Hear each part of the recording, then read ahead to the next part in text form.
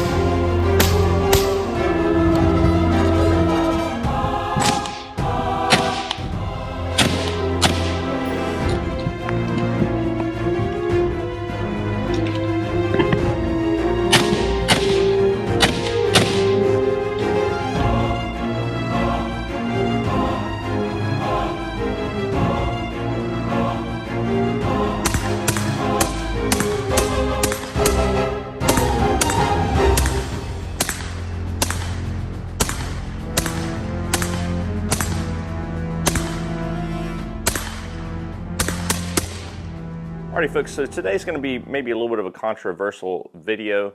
I have two heavy hitting AR style platform rifles here sitting in front of me. They have some stark differences that you guys might already know, but I'm going to go ahead and get into those as well. But first things first, let's go ahead and show you guys we are clear and safe. No magazines, nothing in the chamber.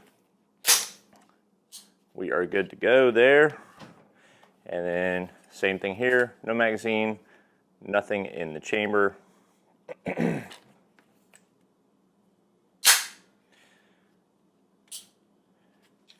right, so we are clear and safe. So you guys have seen these two rifles on my channel over the years. I actually love them both, but I thought it would be a good comparison because a lot of times when folks are looking to pick up something, you know, they only have the budget for one thing or the other. So if you had to choose, which one of these would you choose? They're set up actually very similarly. These are both 16-inch rifles. This is the Brownell's Geissele Super Duty, the exclusive to Brownell's version. They no longer offer this, so this is a rifle I've had for quite a few years. I got a lot of rounds through this thing. And then over here on the other side, I have the Sig Spear LT in 5.56. So this is also a 16-inch setup. And, you know, when I saw these released, I had to have one, so I kind of saved up for a while, and finally picked one up. Back when I got this, they were considerably, street price was considerably more expensive than what they are now. I think you can pick these up with a lot better deal. But anyways, very similar rifles, like I said, very similar in size, overall weight. So it's really a very good comparison, actually.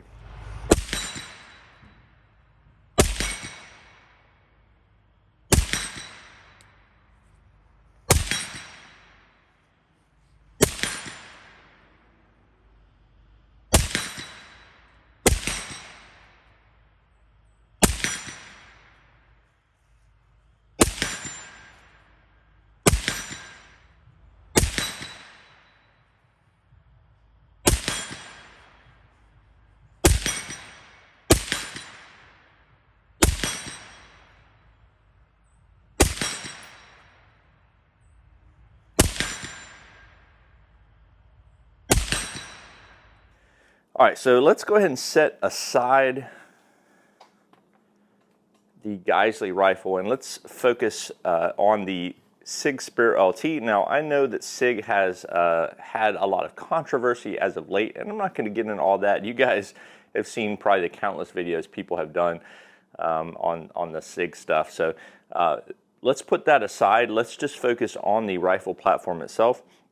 As far as the MCX series of rifles, this is, my understanding, the third iteration of that.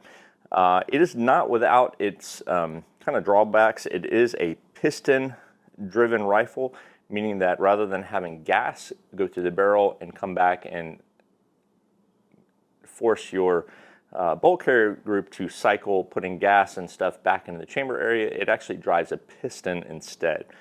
They have a little bit different recoil impulse as well. It does have two gas settings. Basically, it has a normal and an adverse. So that's one of the things I would say that on this particular rifle is maybe a little bit of a downer. I wish it had a little bit more gas settings than it has, but it actually works quite well. This particular rifle, other than the optic, the sights, stuff like that, and then the muzzle device out here on the end. So I do run rugged suppressors predominantly, so you're going to notice rugged type flash hiders out here on the end. Other than that, it is basically as it came from the factory. And also the Arisaka kind of handguard stabilizer setup there.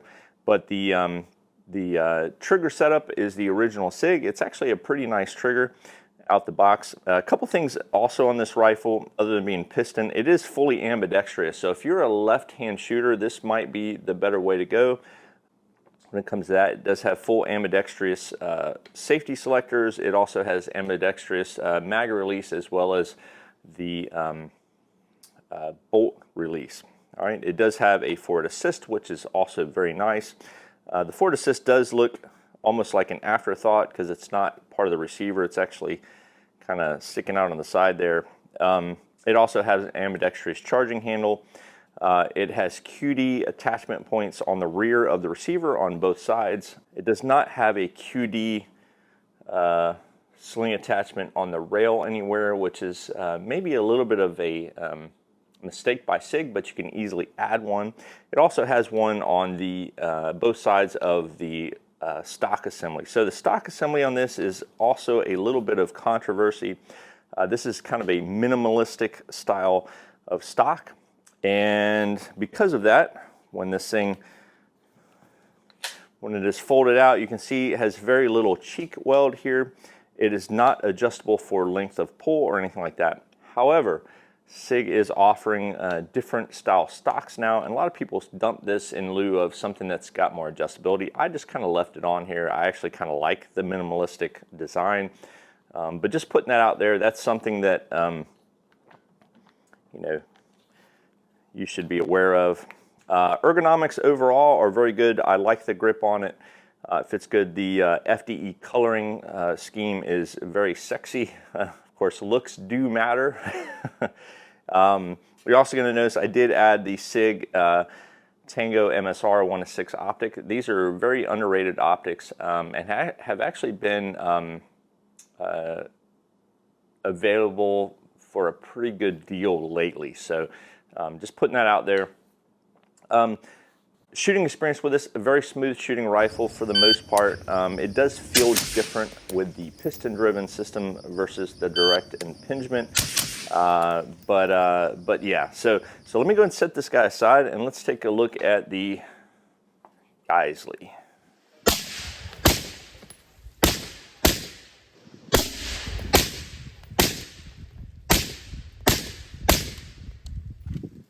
So the Geissele rifle, 16-inch AR. This is one of Geissele Super Duty, and what makes it unique, or the Brownells exclusive, is the OD green with the tan furniture.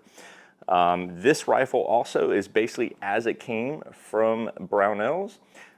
It has, back then, these were coming with the Geissele backup sights. I did, of course, add my mod light out there. It did come also with the rail panels, and then I did add, of course, the right-on LPVO there. It is not fully ambidextrous. It does have an ambidextrous charging handle here. It does have an ambidextrous safety selector, but other than that, it is not ambidextrous, and it, of course, does have the maritime bolt release here that I actually am kind of a fan of, to be honest with you. So yeah, so out of the box, this is not, if you're a left-hand shooter, this is not going to be quite as ideal as the Sig Spear LT. But it, of course, being an AR platform, you can,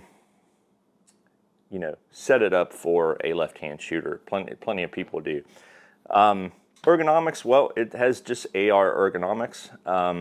Weight, incidentally, both these rifles are pretty similar in weight. I'd say the Spear LT might be slightly lighter than the Super Duty. The Super Duty here is it's pretty chunky. It's got the Mark 16 rail system, which is got some weight to it. You know, of course, with the extra stuff, it just has kind of a bit of a weight to it. But yeah, ergonomics, again, AR-15 style ergonomics.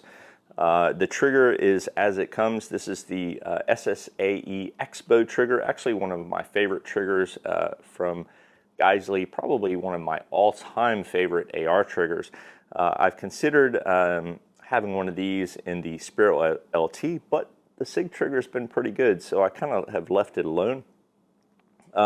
It does have, of course, adjustability out the box. It comes with the SOPMOD B5 system stock, one of my favorite stocks as well. One of the things that I don't really care too much for the Super Duty, at least this vintage of Super Duty, is the fact that it has the Geissele grip here, and it has basically an A2 style grip angle. For me, I just don't care for it, but that's an easy thing, you know, to swap out. But again, I'm trying to do a comparison apples to apples. All right, so let's get down to brass tacks here. Both these rifles are phenomenal in their own way. I would say for ergonomics, the Spear LT has a little bit going on, you know, out the box when compared to the Geissele Super Duty. It is trigger-wise, I would say the Super Duty is the winner there. Accuracy. Also, I think the Geissele is a little bit inherently better accurate-wise. Balance. They both balance pretty well. I would say that for me at least, the Spear LT balances slightly better.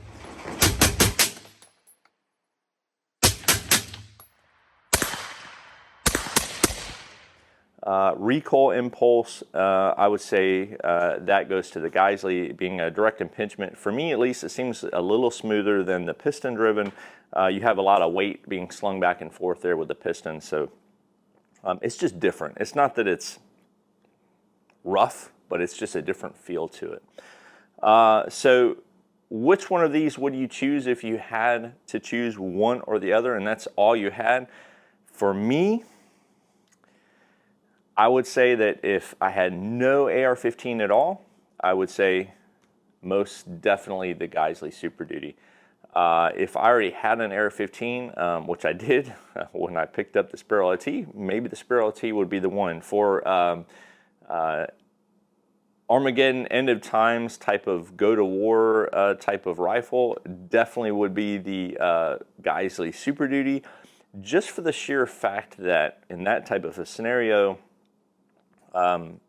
parts for the Spear LT are going to be more limited when compared to just a standard kind of AR-15. So I have a better chance of keeping this Geissele running for the long term with available parts and pieces and, you know, whatever. But the Spear LT, if I had problems with it for some reason, servicing it and keeping it in the game might be a little bit of a challenge. So anyways, that's kind of my thoughts on these two rifles. If I had to choose one or the other, I love them both. They're awesome freaking platforms. You know, I had the Spear LT out shooting a little bit recently, and then you know, the Geissele Super Duties, I have a couple of them now. They get shot quite a bit, so really you can't go wrong with either one of these.